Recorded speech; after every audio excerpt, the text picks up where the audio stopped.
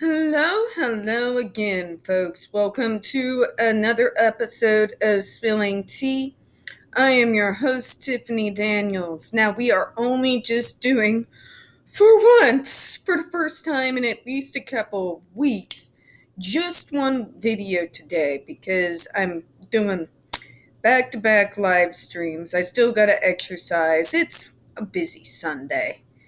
So we are covering and getting into now about around during and before the FDA hearings on the GED device used at the Judge Rotenberg Center.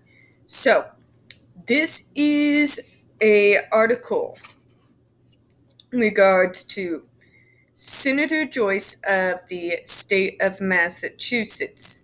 You may remember that he was shown briefly in that Judge Rotenberg compilation video that I did a reaction for you for when I did this first video that I have done on the Judge Rotenberg Center, which is Stop the Shocks Campaign Reignites. If you're not familiar with it, it is a hard watch, but I will include the link for that particular video in the description, along with the link to this article here. In fact, I'm going to go ahead and copy it now, be ahead of the game, as well as the link to the Shut the Judge Rotenberg Center Down petition. So, let's go ahead and get going here. Joyce asks FDA to stop skin shocks at the JRC by Canton Citizen. In testimony submitted to the U.S. Food and Drug Administration, State Senator Brian A. Joyce has requested that the agency ban the use of all graduated electronic defibrillator or skin shock devices, which are currently being used to administer electric shocks to disabled children at Canton-based Judge Rotenberg Center. By the way, guys, this article was all the way back on May the 23rd, 2021. Sad, huh? The FDA had notified the center in May 2011 that alteration made to the devices required FDA approval. When the JRC failed to adequately respond to the notice, according to Joyce, the FDA sent a second letter in June of 2012. When the JRC again failed to comply, the FDA sent a third notice on December 2012, calling for a meeting between the two sides to ensure the facility ceases use of non-compliant devices. Joyce, a long-standing critic of the JRC and its practices, submitted testimony requesting that the FDA forbid the school from using the GED devices on their students from this point forward. The Judge Rotenberg Center has clearly ignored the FDA's concerns about the use of these skin shock devices for over a year and a half, said Joyce. In that time, many disabled children have been strapped to an unregulated device that emits painful electric shocks for simple misbehavior. The FDA has a unique opportunity to do what some in the Commonwealth have lacked the political will to do: forever stop this barbaric punishment system for severely disabled children. Joyce, whose district includes Canton, Milton, and 5 other surrounding towns, has proposed countless bills over the past 2 decades in an attempt to ban or severely restrict the JRC's use of skin shots, but none of the bills have made it out of the House of Representatives, which includes a few members who are ardent JRC supporters. Dear God.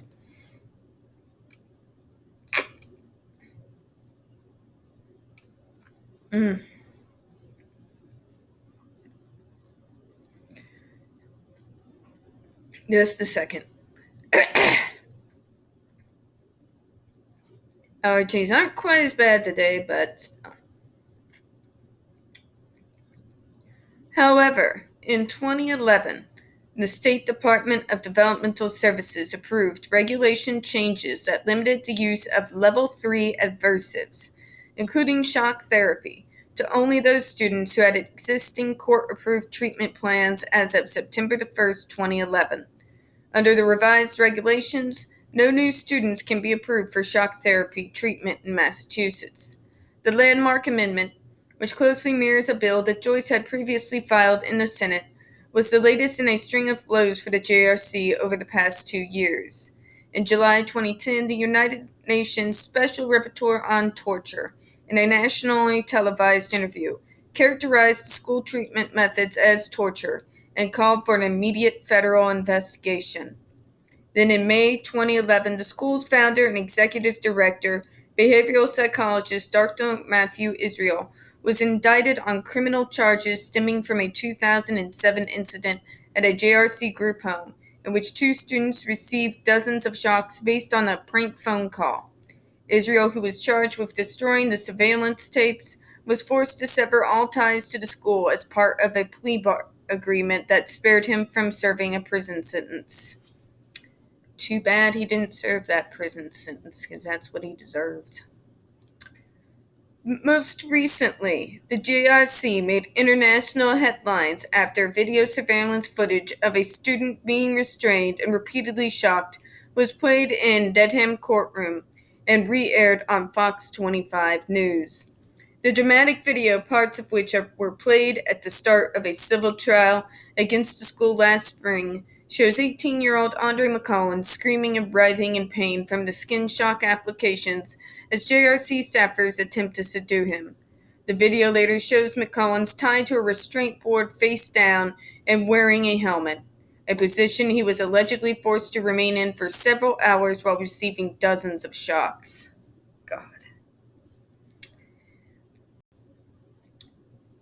As for the center's recent refusal to cooperate with the FDA, Joyce characterized it as another troubling sign in a long history of abuses. He indicated that he would follow the FDA findings closely, while still pursuing a ban on aversives in the state legislature in the upcoming legislative session. So basically, what you have here, this was God. All the way back in 2013, folks. We've been fighting all of this for freaking years. This was written back in the day. I do see it says May 23, 2021. But unfortunately, Senator Joyce is no longer with us. So this was a good while back. And still, the FDA drags its feet. You noticed in this article, it keeps talking about sending the JRC letters. They don't respond to letters, obviously. They don't respond to, well, it's now a banned device. If you are not going to enforce the ban, then they're just going to continue to do as they have always have done, just like exactly what the late Senator Joyce was talking about here back in 2013. If we're not going to enforce the ban, then what was even the point of it? To quiet us down? Because us advocates, we have a way of finding things out. There was going to always be someone, one of us was going to find out that the ban was not being enforced. We were going to find out that the JRC was appealing the ban. We're a highly intelligent and highly talented group of individuals. So, you can see how this has gone. And it's been back and forth all this time.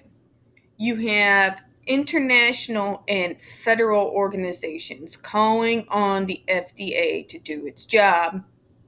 And yet, somehow, we're still here in the same place. And it's almost been 20 years now since that happened with Andre McCollins. Some of us have actually even been fighting the JRC all the way back since 1993. So, one has to wonder, when is this going to end? There's gotta be a final decision, and that decision has got to be enforced. The fact of the matter is, this school has caused the death of 6 students, has caused the hospitalization of at least 3 that we know of. It has caused severe skin burns. Who knows how many they've actually been able to hide by treating them themselves.